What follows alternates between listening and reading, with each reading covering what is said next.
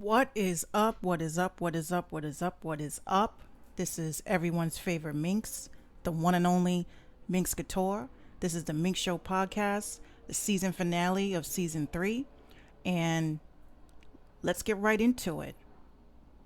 So, this is an audio only broadcast. Right now at this time, I just wanted to finish doing what I was working on all week because this week has been very, very interesting, and there's been a lot of positive things going on and a lot of positive things happening for the podcast and as well as the brand. Okay, so I don't want to spend too much time on it, but I definitely want to spend a little bit of time explaining what exactly is going on and why on earth did Minx Couture decide to start a Patreon page. Okay, so couple of days ago, I kind of went off. I think it was last Sunday, I went off about the censorship and what's been going on with that. So, I want to first start by saying to artists, producers, rappers, any sort of influencer that is in this business, you guys have to really start thinking about straying away from these quote unquote social media sites, because social media is not necessarily social.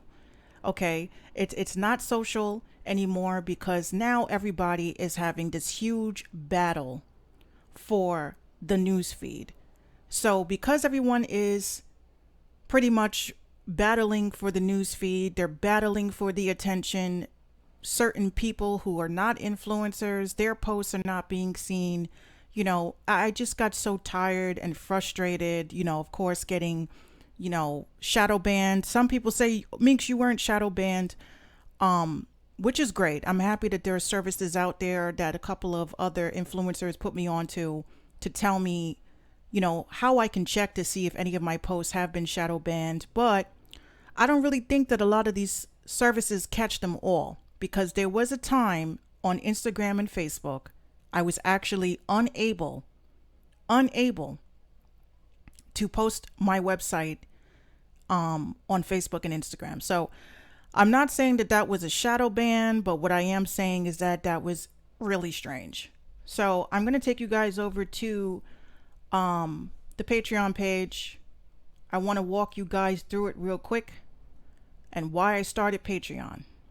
First and foremost, I want to thank everybody, my 4 patrons that signed up and saw that my platform is so important to the culture and so important to the movement of what I'm doing, which is leading a revolution for the unsigned artist community and producers. So these people, they actually said, you know what, Minx, I get you. I got you. I saw everything go down. And because of the fact that you're actually going to bat for us, I'm going to actually do you a favor in letting you know that I support you by pledging. And I appreciate it. I don't care if it's $1. I don't care if it's 50 cents. I don't care if it's 1 cent. The fact that you are really supporting me means a lot to me. Okay.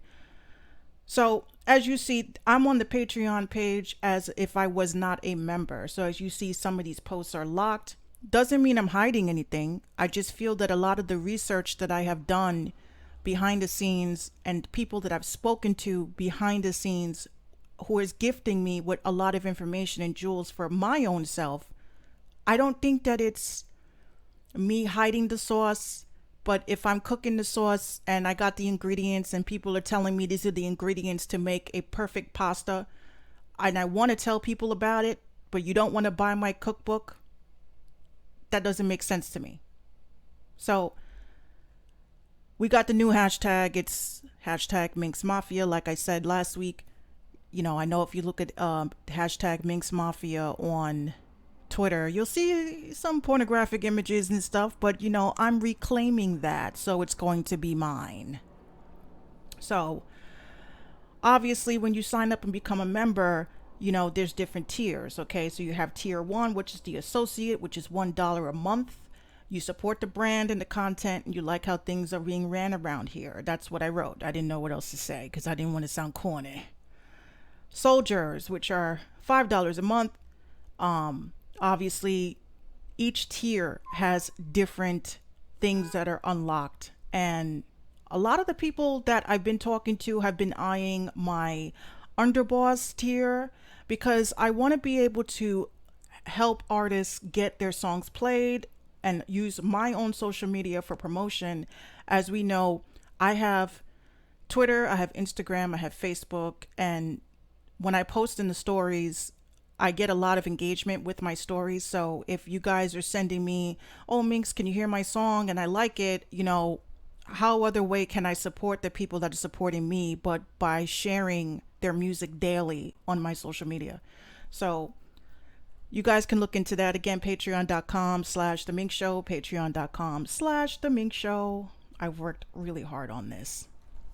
So that's why the last couple of days, I've been just pretty much curating everything so that people can be able to find it. Obviously a lot of SEO, a lot of marketing, a lot of Google AdSense, everything that I have to do to make sure that everyone knows about the Patreon page. I've been working really hard on that, including the website, which is now just a landing page.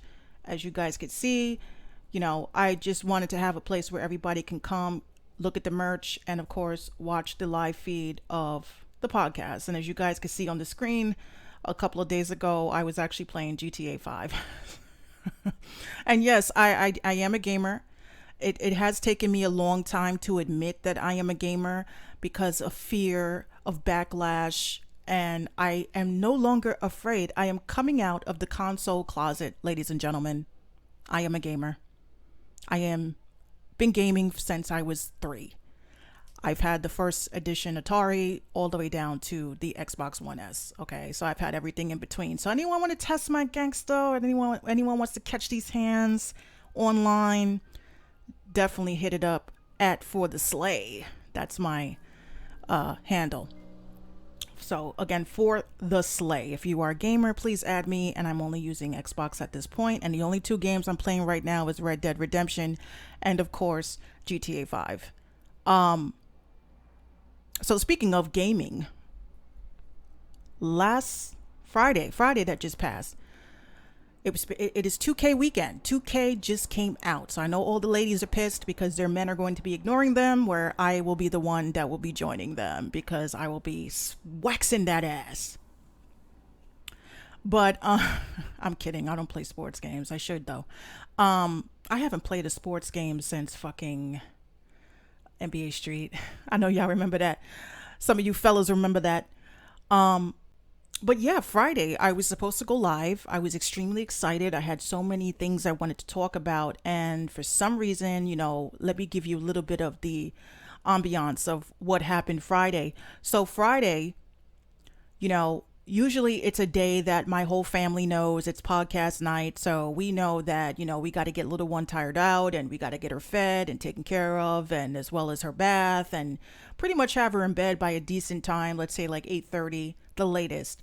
And it just seemed like Friday, everything was going smooth. Everything was perfect. I had my makeup done by 3 p.m. I cooked dinner, like a full dinner. I didn't order out. And my little one went to sleep without a fight. My makeup was on point. I'm sitting there. I'm like, oh, after I do this podcast, I'm about to get on this Xbox though. But the Optimum gods decided that they wanted to F with everybody in the Bronx. And for some reason, everyone's internet went out. And I mean from the Bronx all the way up to Connecticut. And I just could not believe it. I was like, maybe it'll be back in an hour. So 9 o'clock, I'm chilling, I'm peeking. And I go on Twitter, which is obviously the number one source that everyone goes to see that if something is down or if there's an outage somewhere.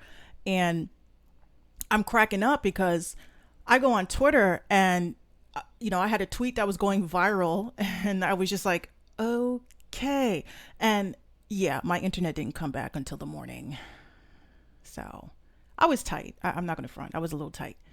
Then yesterday I said, let me just record the podcast because there was a lot of things I wanted to cover and I didn't want to be that person that was consistently, I'm not going to say interrupted, but, just having to respond to everybody's comments and things like that. Because again, this is the last season for, the last episode for season 3, not the last season. You guys would have a heart attack. So I'm just going to go through a synopsis of everything in 30 minutes, and then you're going to hear music for the remaining 30. So that's what we're going to do today. Okay, so I ran my mouth enough. Let's get right into it, ladies and gents.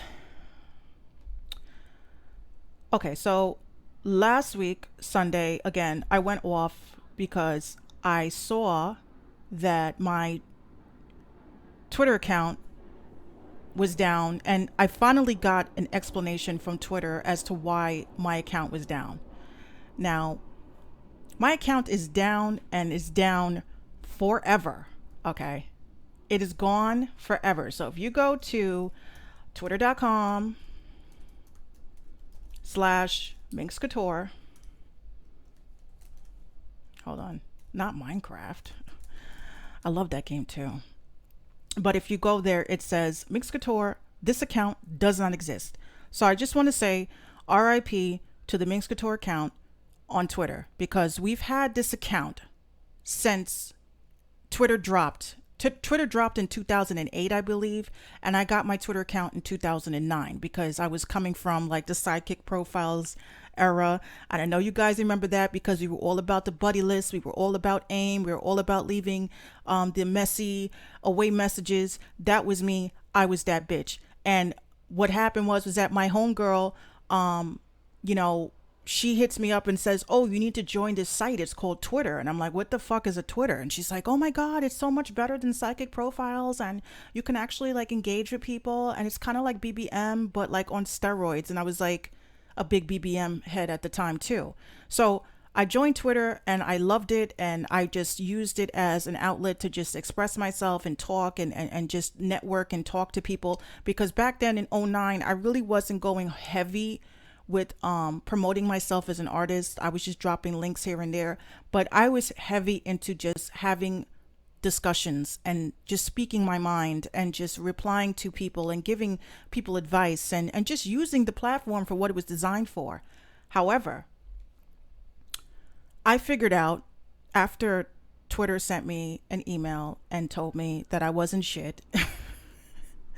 They finally gave me an overall synopsis as to why they deleted my account. Okay, so I came down to it, and here's the reason. Okay, so I wrote in this tweet, it says, when I used the Sumall, that's SUMALL platform to prove my reach in analytics, I mysteriously get reported for buying engagement when I was literally just talking to artists about music industry shit, for my account to be permanently banned. So much for being transparent about my reach.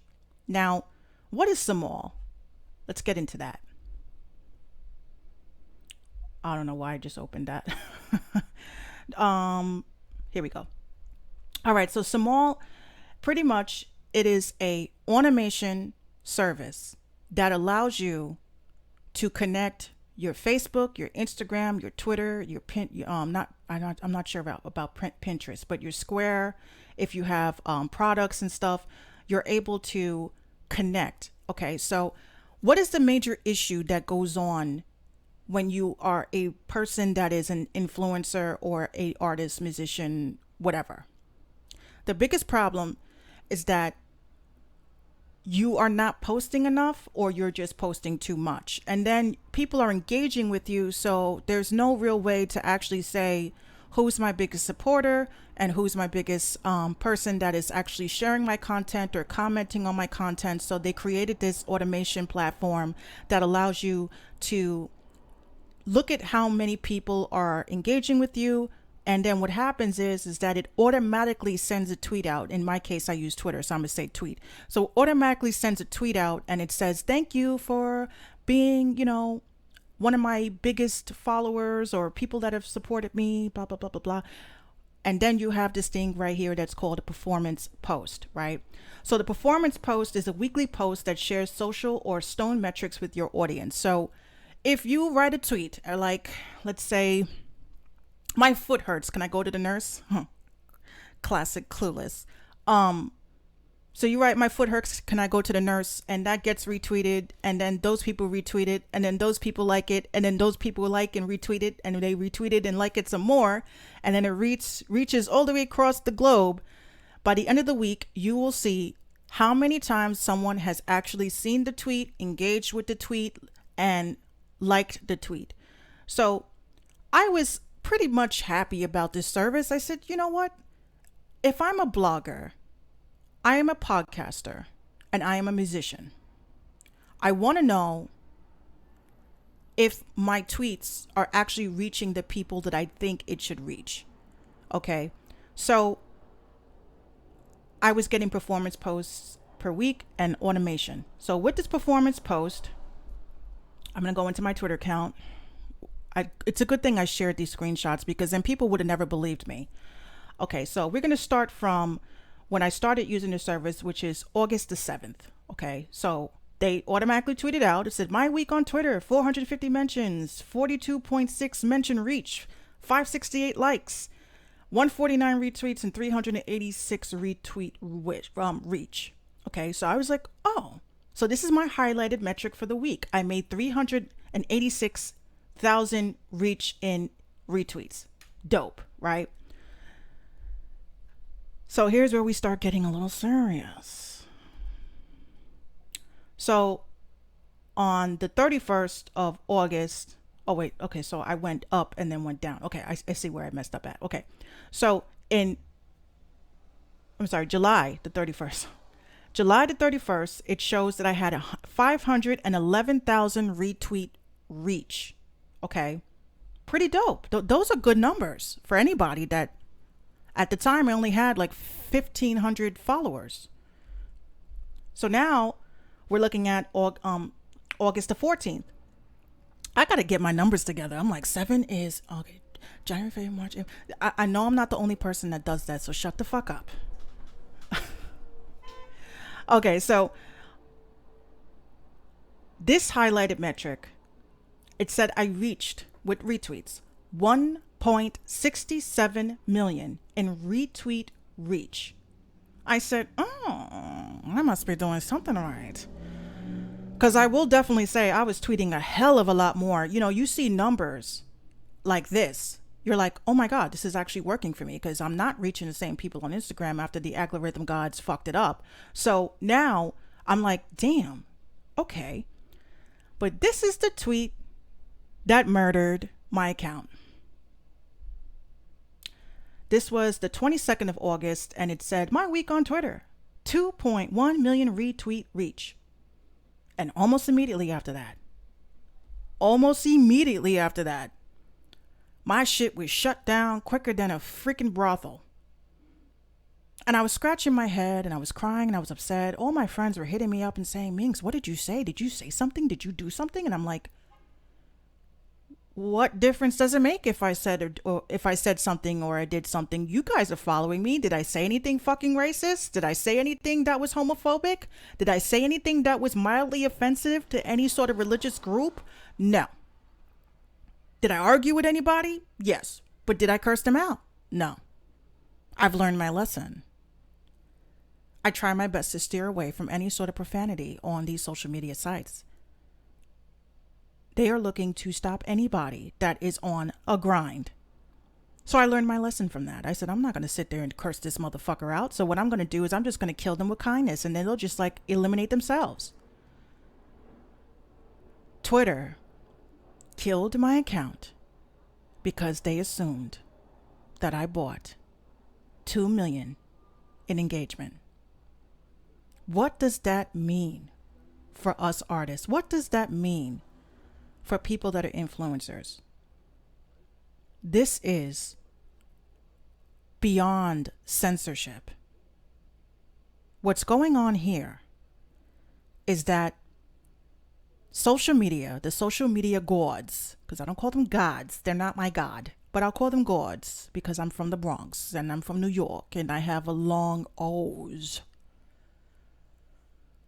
If you are trying to make money on social media and you don't pay the toll, oh honey, you're done. You are finished. You are finito. But here's what my problem was. Because of the fact I had Twitter for 10 years, what happened was that they said, oh, you cannot pay for ads. and you cannot pay for promotion because you have profanity. And I wasn't going fucking 10 years back in my Twitter history to delete every curse word. But this is the Mink Show, honey. The one thing people have to understand is that I curse a lot. I have a potty mouth. I have the mouth of a sailor, no offense. My grandparents have always told me that your mouth is going to get you in trouble, Minx. I say Minx because, y'all don't need to know my gov. But my grandmother used to always tell me, your mouth is going to get you into trouble. And then when I got older, my grandmother heard me on the phone and I was just like totally letting myself loose.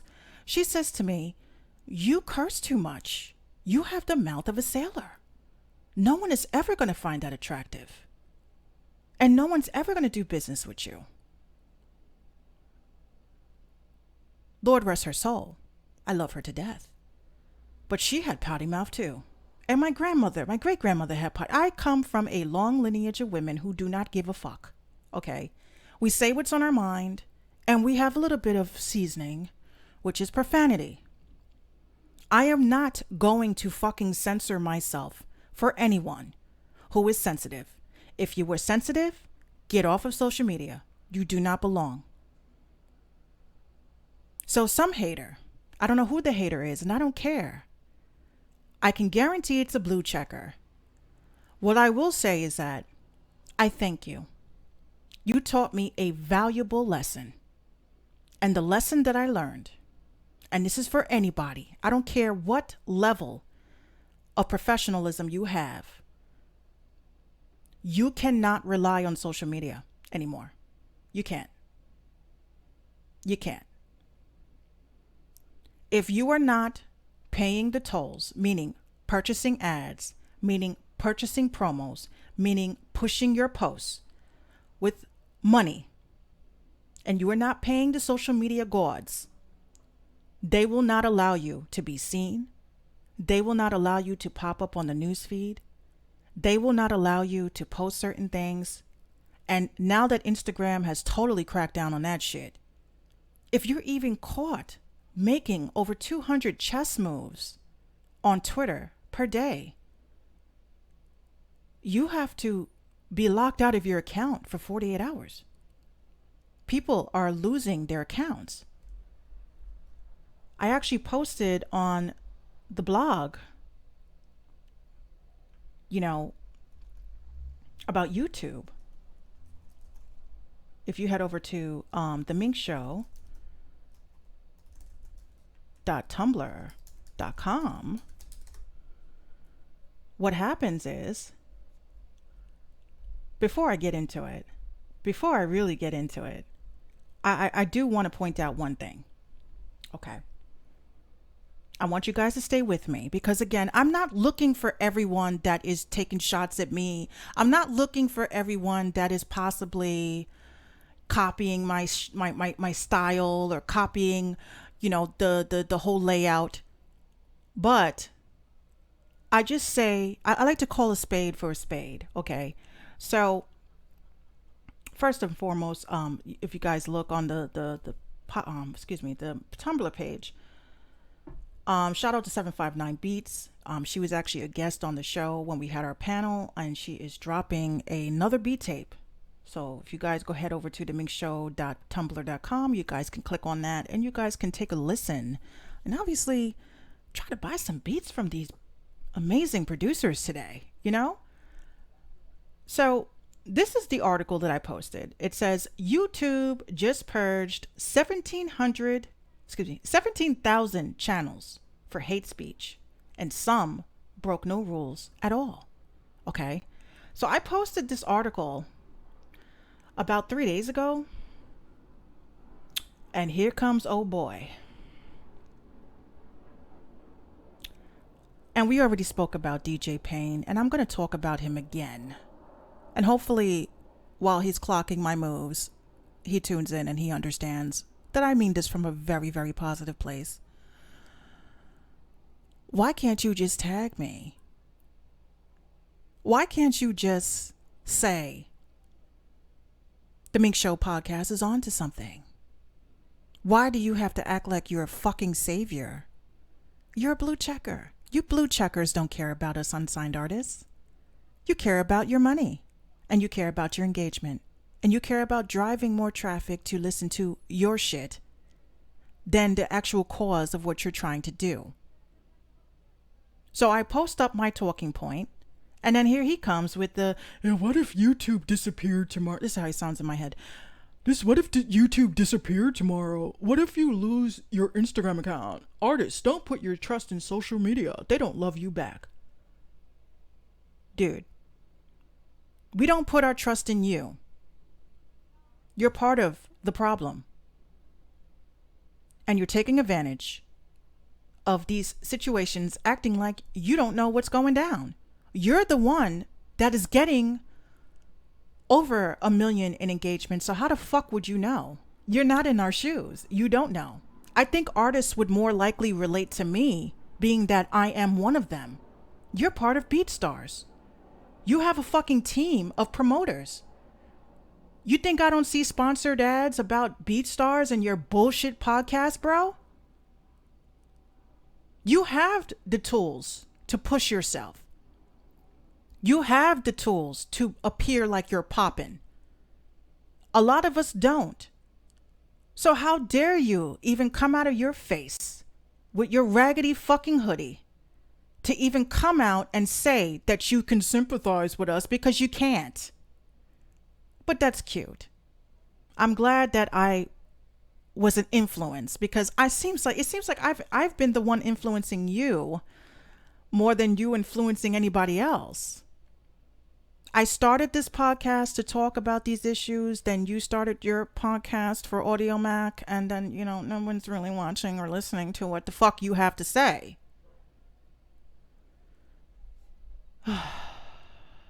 Let me not. I'm not even going to give you these hands, because you got these hands already. And, you're just trying to get touched. Let me not go there. But anyway. Pathetic. We are not going to win this battle. And again, this is why I say I started the Patreon page. I started the Patreon page because it's a totally different animal. And, Patreon is not the only site that you guys can actually utilize to retain your audience. There's several other platforms. But I chose Patreon because I need an application that's going to be on my phone. If I need to update anything, I can do it on the run. I don't need to sit at the computer. I know that my patrons are going to be exposed to 100% content of things that I have to say or things that I've found. And of course, every tier is not going to get the same information. You get what you pay for, okay? And if you're paying for information, if you're paying for seminars, if you're paying for one-on-ones, if you're paying for information and research that I have done, you're going to get it. But if you're a person that just comes on the podcast, you just want your fucking songs heard, you just want to interview so you can act like you're shitting on people, this is not the platform for you. I want to explain to you guys, what is the Mink Show? What is the Mink Show? Why am I so dedicated about this platform? I'm going to tell you why. I can be an artist consultant and charge $300 a session. I can do that. I'm an artist that never made it. So why would an artist pay for my services? I'm going to tell you why. The day that I decided that I wasn't going to go heavy into music anymore, I was exposed to every jewel and every tool that I can use at any minute to blow up on every motherfucker that said I can't make it. But I don't have it in me anymore. I don't have it in me. I feel like I wasn't given a lot of opportunities back then that we have now. And people have always said to me, Minx, you have a really nice radio voice. You should get into radio. Minx, you should. So I did. I invested money and time and energy and networking heavy into my own radio station and podcast. I kind of don't really want to go after the music thing anymore. But if I have my connects, my little black book, and I'm able to use it to my advantage, if I'm able to get people who are in the industry to come on my show to educate you guys to tell you guys how the business works, to tell you guys how to get a song on the Billboard, to tell you about publishing, to tell you about marketing, to tell you about promotion, to tell you about how to register your music. Why not? Why not do it this way? Fuck writing a book. I'm not going to write a book. Shout out to Ben for writing a book. But I choose to be a person that talks to artists as an artist. That's my goal. I don't want fame and fortune and all that crazy shit. We know how people lose their minds from fame and fortune. That's not me. That will never be me. But I do want artists to be able to choose and pick and choose who to trust, because there are a lot of people in this business that are full of shit. There are a lot of people in this business that are taking money from artists, talking about they can put them on a playlist, they can put them on a feature, and they don't deliver. I want my podcast to be so big that it is literally a pit stop in your journey to fame and fortune. Because, you know, there's a lot of artists that are doing this for fame and fortune. I don't hate you for that. But if we're going to make this a pit stop and we're going to make this a community, because you cannot sit on Facebook all day, link dropping all day. I'm letting you guys know this. You cannot sit on Twitter all day and link drop. You cannot go and DM people on Instagram, yo fam, check out my new track. That's not working, and it never will. The only way that artists will be able to get to the top, to blow up, is if there's pressure and there's steam. If artists are working together, if artists are coming together and they're pushing each other and they're promoting each other, everybody can blow. Why does it have to be one person from each city? Why can't there be 10 people from one city? Why does everybody want to hoard the spotlight? I don't. So this is exactly why I do what the fuck I do. So any of these blue checkers want to tell you, oh, well, this bitch only got 2,005. Well, I may have only 2,000 followers, but what if 500 of them are people that are actually industry connected? What if 30 of them are actually the connect? You really think that people that are in the business want to identify themselves as being an industry contact? You think they want that blue check? No. Of course not. They don't want to be exposed. Do I know some of them? Of course I do. I network heavy. People, oh, well, you ain't blown up. I don't want to blow up in music anymore. I want to blow up in radio and podcasting. This is how I want to blow up. Fuck the music. I do it for fun. I do it for fun now. If I make a song and I put it out there, boom, great. If I make a beat and I put it out there, boom, great. But I found my niche. This is my bitch. And that rhymed. I should be a fucking rapper. Real talk. But don't hate the player. Hate the game. I figured out the game. Whether you rock with me or not, I already won. I may be in my home doing these podcasts. I may be in my bedroom doing these podcasts, but honey, Hollywood has heard about me. Honey, there are people that are blue checkers that have heard about me, that commend me and thank me. See, I'm not like y'all. I don't have to screenshot every conversation with a blue checker that says that someone is actually giving me my props. That's fan shit. How can I act like a fan to people that I'm trying to be on their level? You see what I'm saying? Y'all make that mistake too, and it's stupid. Oh my God, so-and-so, yeah. No. If that's your bro, if that's your fam, and if that's your sis, you should not be circling and highlighting and sharing with your whole fucking social media that someone liked your post. That's stan shit. That's not artist shit. That's not networking shit. So don't sit there and think for 1 second, just don't do it, that I'm not popping. Because I must be popping. If I had 2,000 followers on my Twitter and my Twitter was permanently banned. I don't buy followers. I don't buy engagement.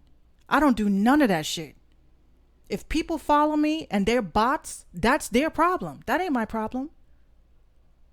But I will be doing a massive cleanup on the Instagram page because there are a lot of people that followed me and they are bots. But pay for engagement? Bitch, I can't even afford my phone bill. Do you know how much and how hard it is to run a business, run a company, and then having to scrimp coins to pay $60 for a monthly access to a phone that you need unlimited data for? And then not only that, you're paying for the cloud servers and all that bullshit. Do you really think I can afford $2 million in engagement? Can I afford that?